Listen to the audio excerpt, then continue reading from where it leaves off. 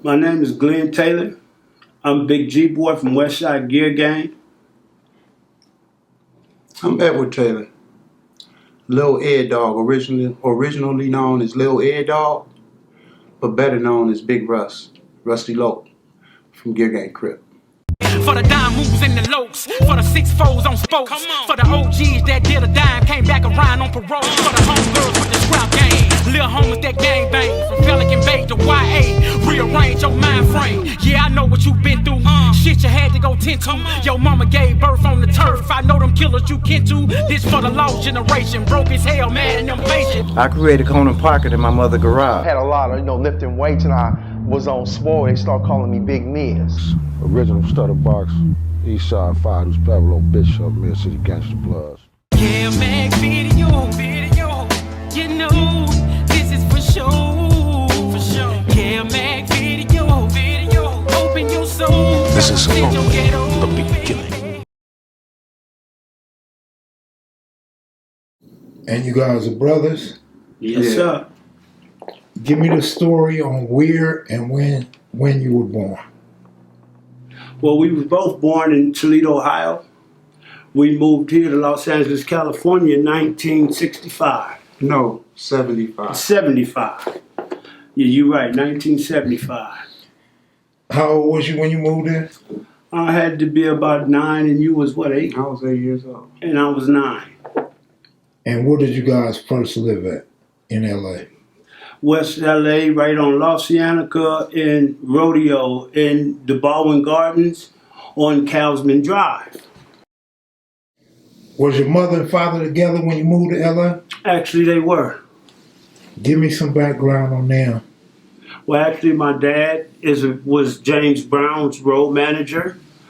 And he was my mom's manager. My mom is Gloria and Taylor.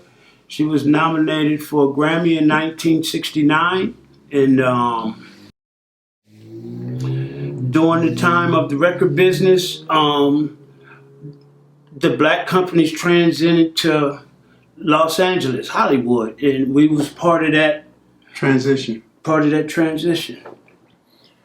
So basically everybody was moving from Detroit, moving from Toledo, and moving straight to Los Angeles, California. From Ohio. From Ohio and Detroit.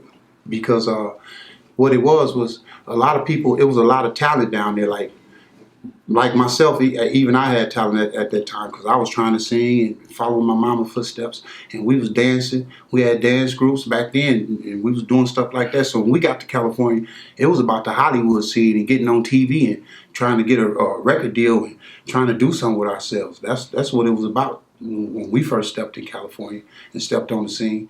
And then what happened is we went from right there at Calsman Drive over to Culver City, right there on Overland and Jefferson at the Tower Hill condominiums. And we stayed over there. That's when we met. That was the first time I was exposed to a damo and all that. Six Deuce Brim Bruno was the first guy one of the first Blood Gang members that we was introduced to. And how and where did you meet him at? We met him in the Tower Hill condominiums, but actually before that, when we first got here and we lived in the Baldwin Gardens, the first gang member that I probably had ran into in person, Crip, was Crip Johnny in the Baldwin Gardens then. Where was Crip Johnny from? Actually, he was, I don't know if he was a Godfather or he was a West Side Crip. I actually can't pinpoint that. But he was actually the biggest name over there at that time. I believe it was Crip Johnny was one of the biggest names, Crip names. And Papa T from Inglewood family on that west side was a big name too. He was one of the first Bloods that I had met. Also, I met him over in the PBG hood. He went with a girl named Priscilla. I used to kick it with her brother, George. And I went over there one day, and that's where I met Papa T. I believe this was 76, 77. I guess I want to know what schools did you guys attend? From there we went We went through the whole 5. Yeah, so that's the next move. I'm finna give you the whole rundown from A all the way to Z. How we got to the hood and the whole 9. All right, I'm gonna focus on you then. When we left from Tar Hill, we went over to 1960 Garth, and that's the PBGs. That's their hood today. And we wasn't gang members back then. It was all everybody. Even back over there, we was dancing and doing stuff like that and trying to get on with Hollywood. Everybody had little dreams and goals and stuff like that. So that was like 75. We went to Shenandoah, Elementary. 75, 76, 70, 77. I got caught. Me and my boy Ladio Pratt, one of my close Became 25 close friends. He me and him got caught stealing the picture money. I stole the picture money. He watching my back while I'm stealing the picture money. But when we go back, they did the attendance and knew that we had stolen the money. So what had happened, basically making a long story short, because it's all over now, I took the popo to my money, gave him mine, and he went shopping the next day. And that wasn't nothing we could do about that. But we split the money 50-50. I wasn't tripping. I didn't really get charged, and I didn't really go to jail or nothing. So that was because I think the popo might have stuffed the rest of the money we gave him.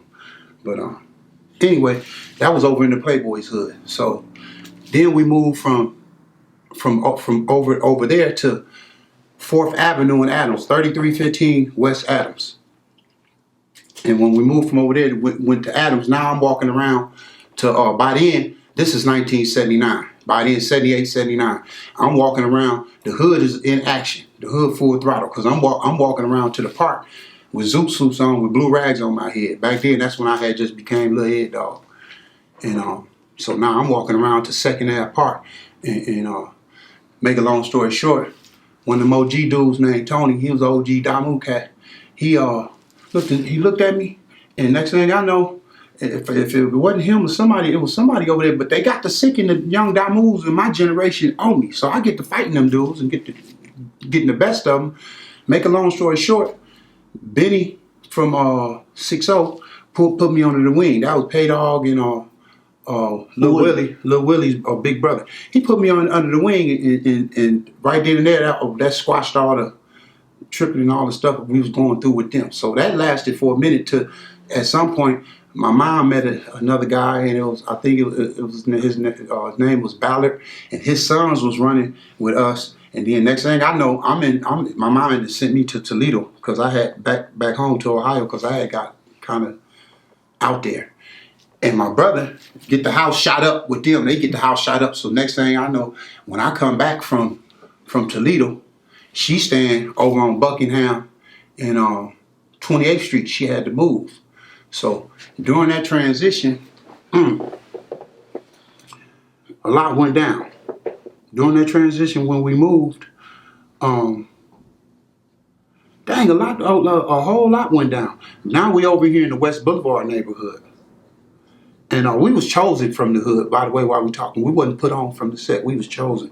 The homies would come, back then, in 1979, the homies would come to the hood, from the hood, catch the bus up Adams and come to the 20s, come over there and come over our house, and we get on the bus and go to the hood.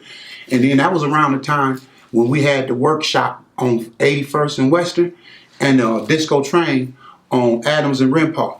Every weekend it was a dance contest because it was all these groups jumping off. Back then, we was dancers back then. You had the Rolls Royce dancers, which was us, and then you had the Disco Lockers, which was the Marvins. You had the Playboy dancers, which was the PBGs. Then you had the Sharps, if I'm not mistaken, which was Midtown. At the time, was Midtown Family area. They Sharps. Then you had, if I'm not mistaken, you had the Electric Boogaloos, which was the West Boulevards, if I'm not mistaken. Yep. And then you had the Royal Flush. I don't know. Schoolyard. Another one, if I'm not mistaken. I'm just. It's been so long. We talking about 79. But anyway, yeah, we was in them dance groups.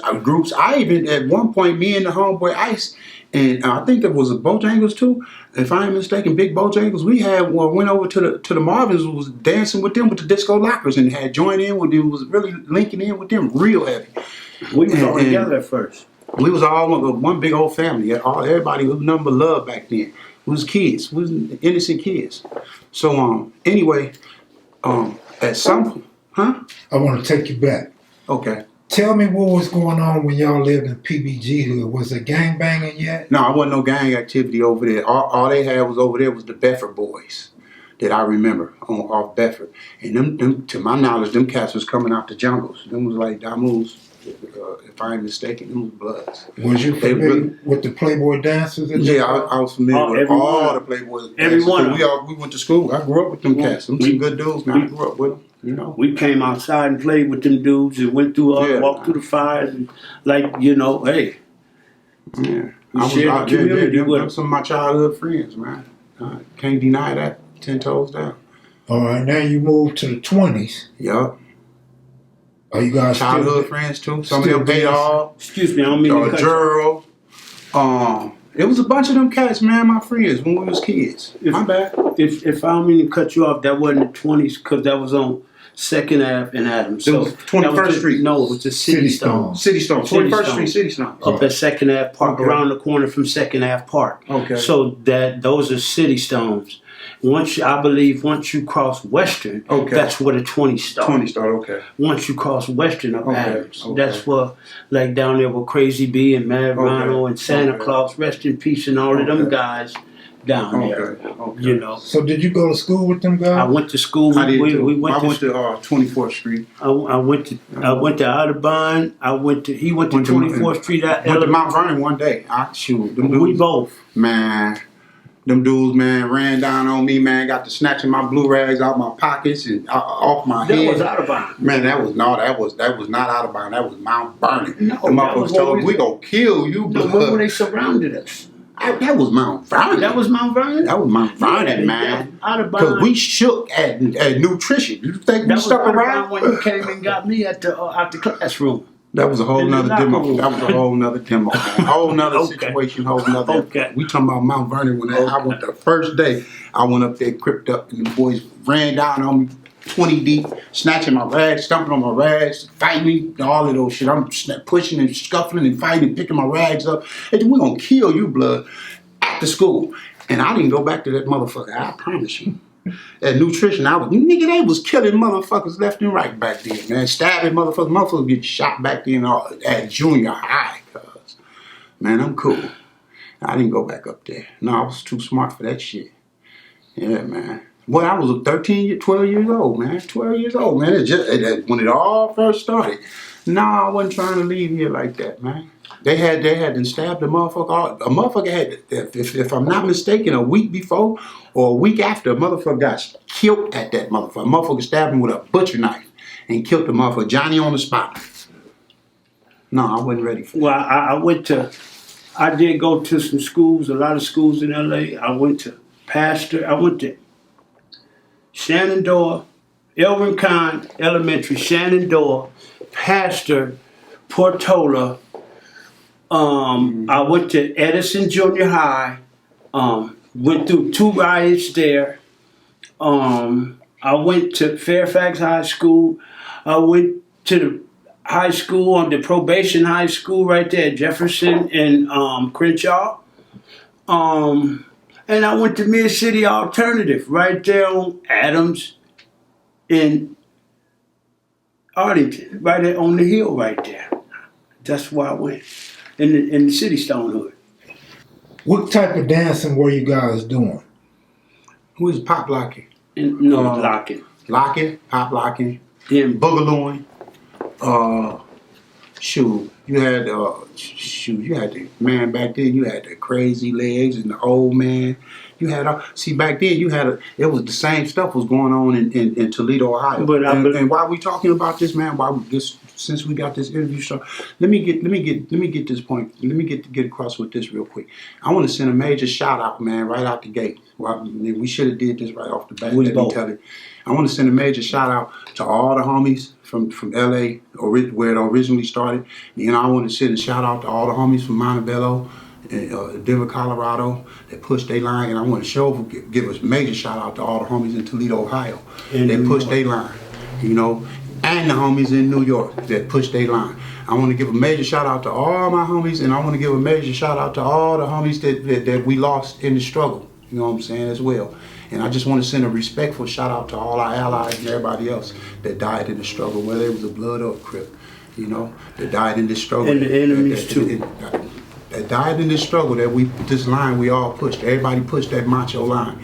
And a lot of shit took place in that 40-some years. So I just want to give a shout out to everybody that was a part of it. You know what I'm saying? Because I was definitely a part of it. And I don't regret being from my hood. I love my hood and I love my homies, and I'm always love my hood, love my homies. And that's just me, how I get down. You know, I might not socialize with a lot of cats today, you know, because that's me too. I'm real funny style like that. I'm not active, but at the same time, I love my hood and I love my homies, man. I ain't no way around that, 10 toes down, man. I'm crazy, but I love mine, man. And another thing, keep in mind, the West Boulevard is one of the major reasons. Okay, hold on. Well, I thought you was just telling him. No, see, the thing is, the West Boulevards, man, is one of the main reasons, that we're deuces. We always looked up to them dudes. They was good dudes. They embraced us. They was the very first gang to embrace Crips that embraced us and sent us on our way, man. And I love them boys for that, man. I love being a part of that Deuce car, you know. Shoot, man. I just keeping it 100, man. I put my whole foot in, man. I dove in.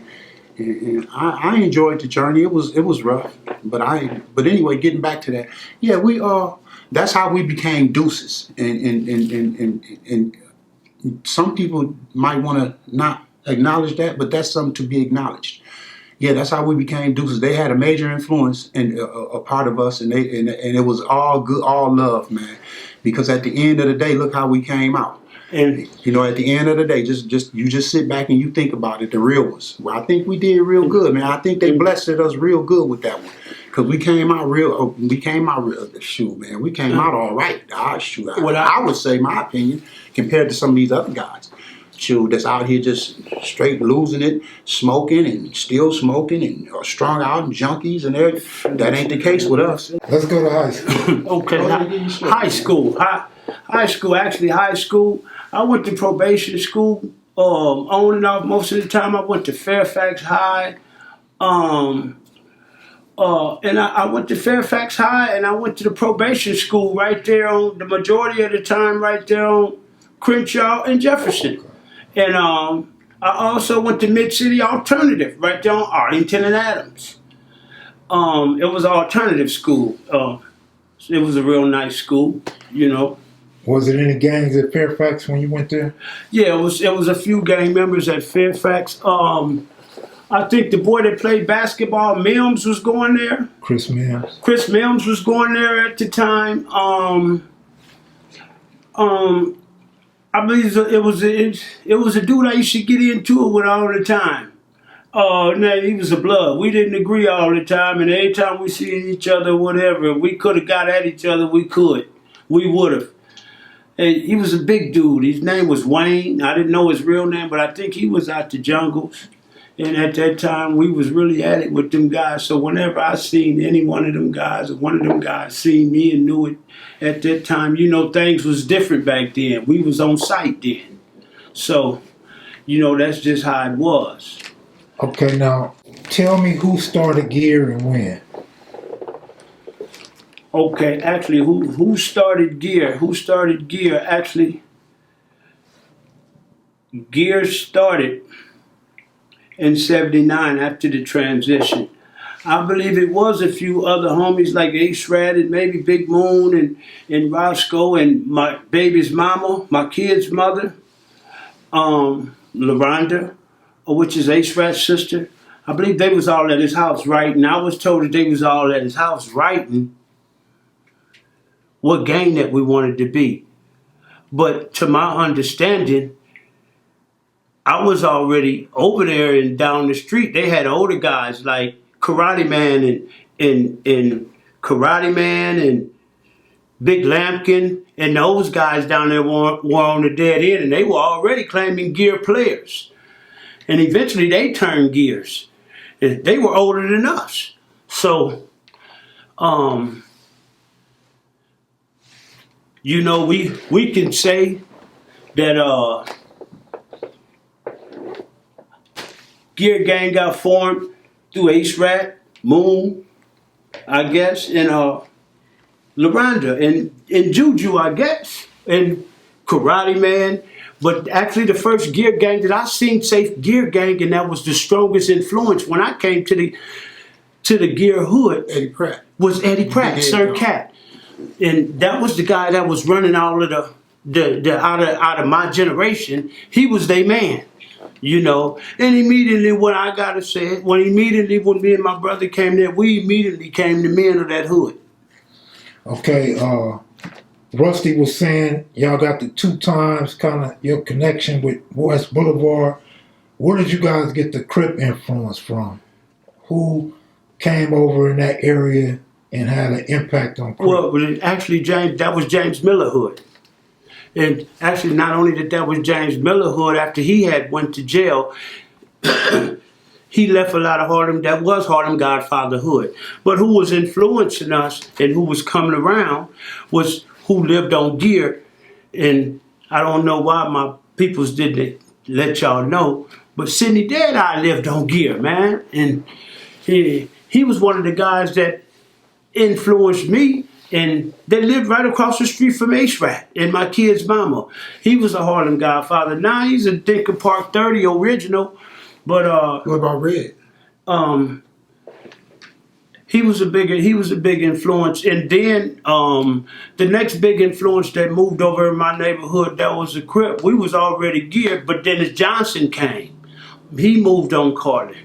And he was the biggest influence because it wasn't nothing but about 15, 20 of us, and we all was up under him. And, you know, we all looked up to him. We was never up under him, but we looked up to him because he was who he was and we was who we was. He was a real Crip. He was just a real Crip, and we respected him. He's a good dude. And real and solid.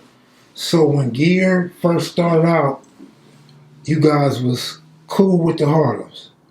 Yeah, we didn't have no problems with the Harlems at all. We didn't have nothing against Harlem. All that stuff didn't. The problems in conflict with the Harlems didn't kick in until the mid '80s, about 85, 86, 87. Because what happened? It was a major drug transition that took place, where it wasn't back in '79. We had angel dust and PCP flowing through the neighborhood, and well, come '80. We got full throttle, full-fledged cocaine coming through, you know. And so when that jumped off, you got Hollywood stars and all that coming through the neighborhood, you know. And we got we got a big homies like Big Original Daft. Anthony Mosley, better known as Daft, was born January 17th, 1958. He attended Dorsey High School. Shortly after graduating, he became known as a high roller. Many people believe Daft became the first millionaire drug dealer living on Carlin Street. He also had ties to the Nickerson Gardens in the Jungle, where he was most known for his participation in Sherm Alley. You know, we all looked up to Daft. You know, Third World was over there. Third World was over there. Whitey's Enterprise stepped on the scene too for a minute. The Five Deuce Broadway Gangster Crips were allegedly tied to Whitey's Enterprises, and the Eastside Fortray Gangster Crips were allegedly tied to Third World. The 2 drug syndicates were involved in a bloody war over the cocaine market in South Central Los Angeles. Everybody came through, man, because our neighborhood was $1 million neighborhood, big time, and it was money.